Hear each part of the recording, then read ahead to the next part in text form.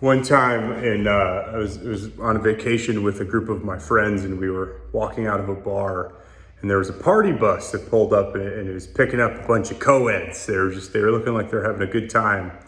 And I told my buddy Nick, I said, let's get on that bus. That seems like a bus we should be on. So we mosey on over to the bus, and I just slip right in like the crowd. I'm like, hey, what's up? And there's maybe 10 people on the bus, and literally none of them know who we are. But being the charismatic dude I am, I'm just like, hey, this is fine. And they were cool with it. And about halfway to their hotel, we hit a series of these speed bumps. And I grabbed my friend Nicholas and I said, hey bud, I just crapped all over myself. And he thought it was a joke, and it was not a joke. I did poop on myself. It was a sharp situation that I found myself in, which was not good. So we make it to the hotel, and we're having a good time. I slipped into the bathroom, and I took my underwear off, and I hid the underwear behind the toilet of these people's bathroom, their hotel bathroom. And the next morning we leave, and we get back to our hotel room, and I get a message from one of the people that was with the crew, and they were like, hey, somebody left their S-word covered, I can't say, it's probably too early in the video to say S-word. Somebody left their S-word covered underwear in the bathroom.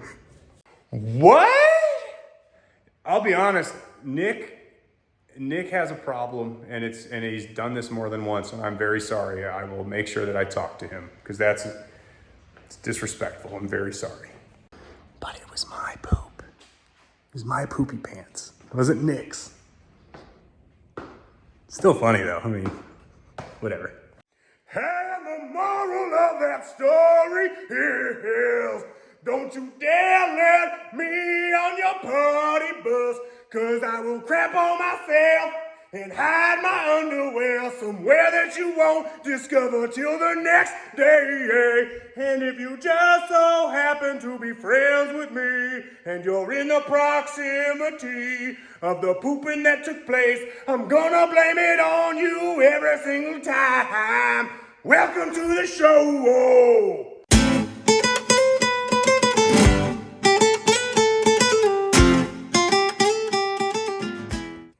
If this is any indication of whether or not I like the product, I saved the original box that the FT450 came in, because I'm a sucker for good packaging. To have highs and lows and embossed and all this stuff, it's just a really, really, really nice package. However, I kept it for that reason. And I don't have a lot of the original instructions and stuff. From a design standpoint, I really like the box. So when you get your box, open it up, there's gonna have more literature than this. This is just a catalog that they supply. They give you a cool sticker pack with it as well. You can tell I've already used one of the stickers. And then your FT 450, 550, 650, 600, whatever, it's all gonna be right here. Mine, you can tell, is a little fingerprinty because it's already been installed. But this is an all-in-one. This is your ECU, this is your dash, this is all of that. So it has built-in map sensor as well. So this is the whole kit and or caboodle, depending on, your nomenclature, where you're from. So what I'm gonna show you here, obviously the FuelTech system, I'm gonna set it over here by this main plug. I'll come back to this. So you look at that main lead that comes all the way from the ECU. My issue here also, the clamp, you're gonna love the clamp. My issue with this harness is it's literally built for a limousine. You can mount the dash in the front of the car, and then you can party with the engine all the way in the back where the hot tub's mounted. So it's a universal harness. They give you a ton of extra length if you need it.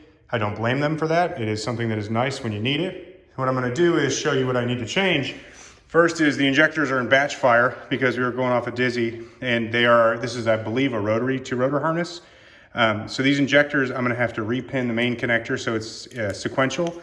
And then the other thing is my coil connectors. See if they're at, you can see their number, would be coil number 4, coil number 2. I repurposed the coil outputs for different parts because I was using a distributor. So I've cut those ends off.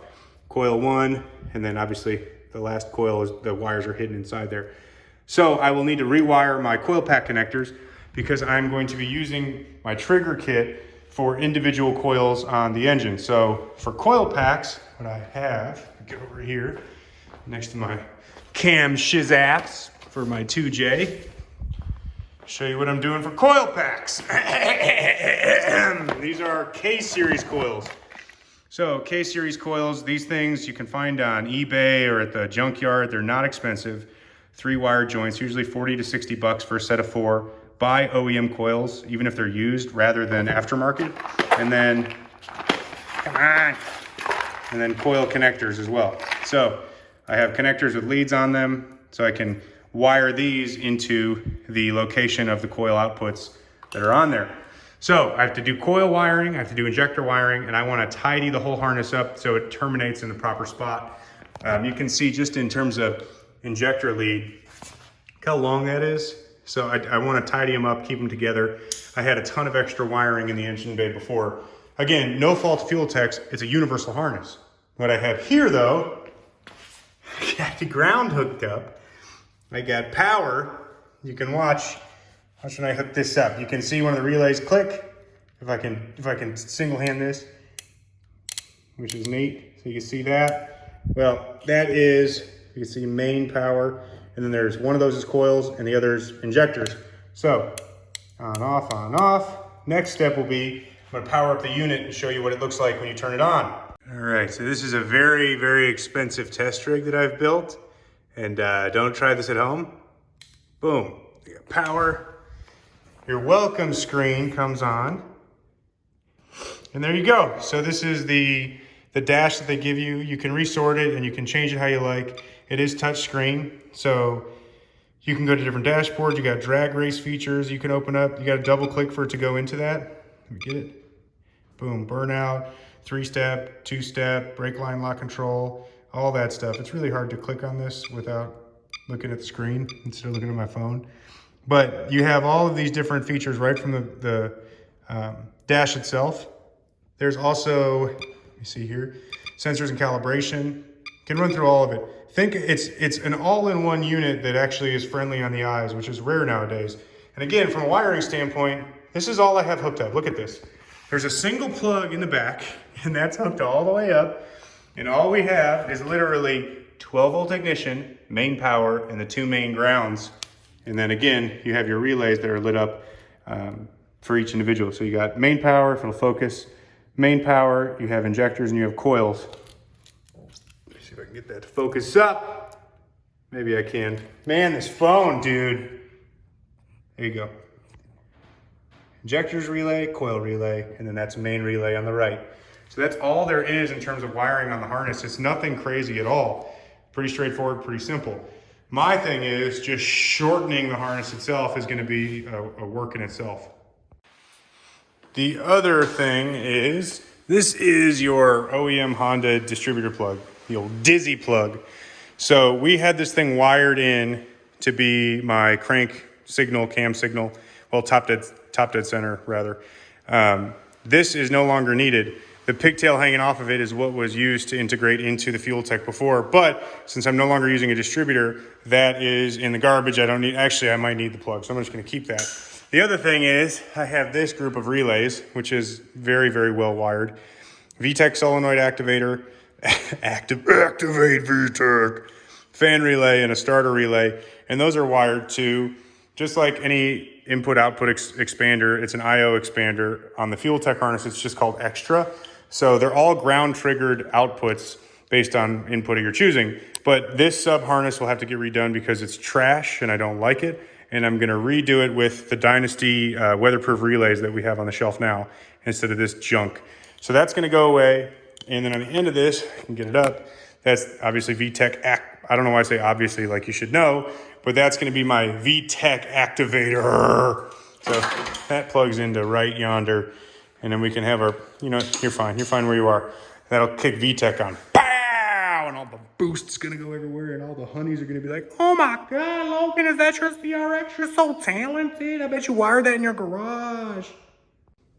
The other thing I wanna highlight, because there's a couple of people that are like, man, you make such quick work out of this stuff and blah, blah, blah. And I love the compliments. And trust me, my ego is super big and full. However, understand that what I do is not professional by any means. What I do is very hacky. I'm not a professional technician. An example of this, don't buy any cars from me is what I'm getting at. An example of this is, I'm gonna show you two examples of gauge cluster mounting solutions. I'm gonna show you mine, and then I'm gonna show you a professional company's. So here was my mounting solution. It's not bolted down, but what I did was I took the stock gauge cluster out of the CRX and I bastardized it. Look at that's a professional. Can you tell I just took a hammer to it and then just beat the hell out of it to get it to fit? And again, this is the type of work I do. I'm not good at this. Then I got real upset about my craftsmanship when I ordered this next part. So FuelTech goes yonder. When I ordered this, I realized, actually this is upside down. This is terrible presentation. But I ordered this dash cluster. Is it upside down? I haven't had the car long enough to really know.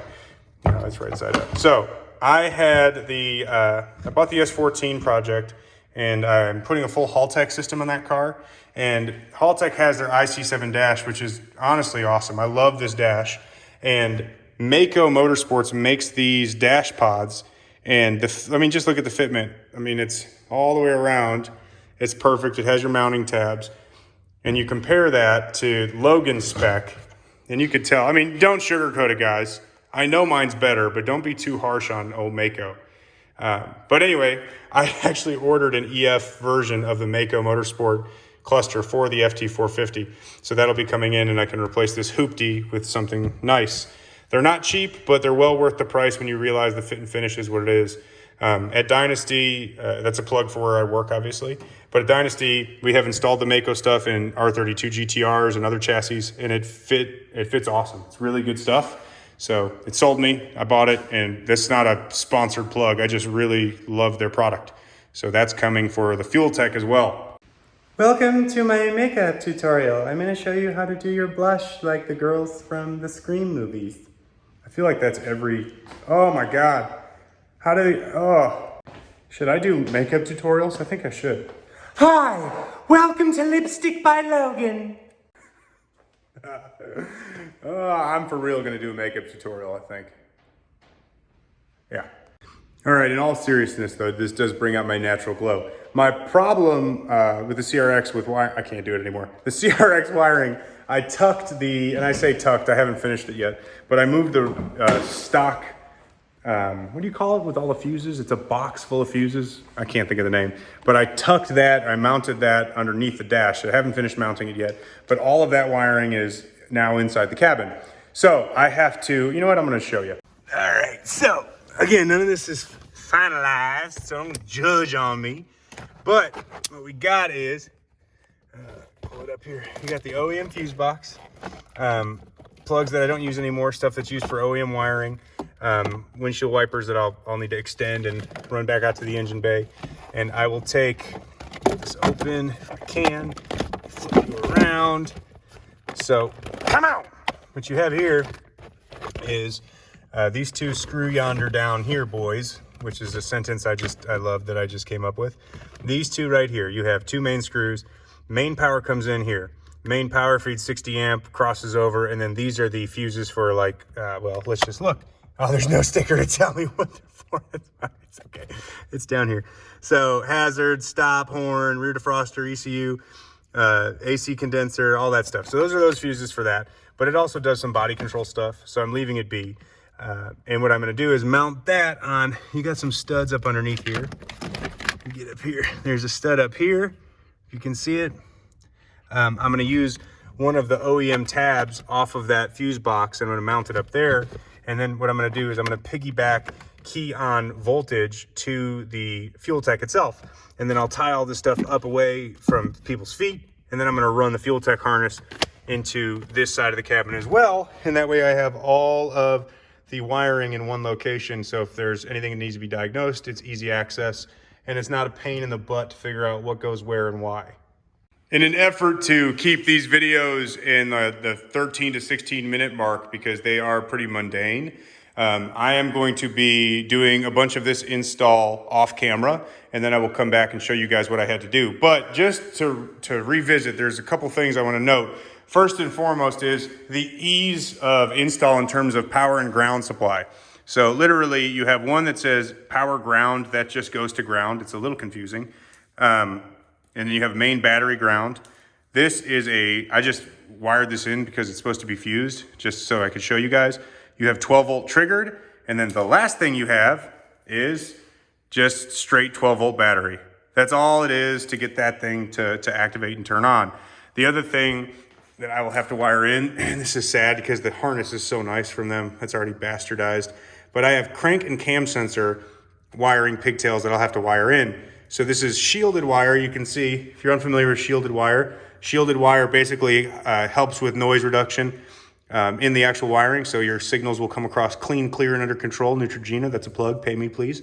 But I'll have to wire cam and crank sensor in to my T1 trigger kit, which just has north and south magnets all the way around to read, whatever position you're looking for that you set up in your ECU. And then obviously injectors, coils to get all that done. That's going to be a lot of tedious wiring. However, it's very simple and straightforward if you have the right tools and you're not a complete idiot, which I am. Like I said, not a big deal, but I'm going to be doing a lot of that wiring off camera because just watching me clip and snip and stuff is not that interesting. I could sing more if you'd like, but I'm sure you wouldn't. That will complete today's show. I appreciate everybody tuning in. I am trying to do 5 for 5 this week and make a video every day, if nothing else, just to make a jackass out of myself for your enjoyment.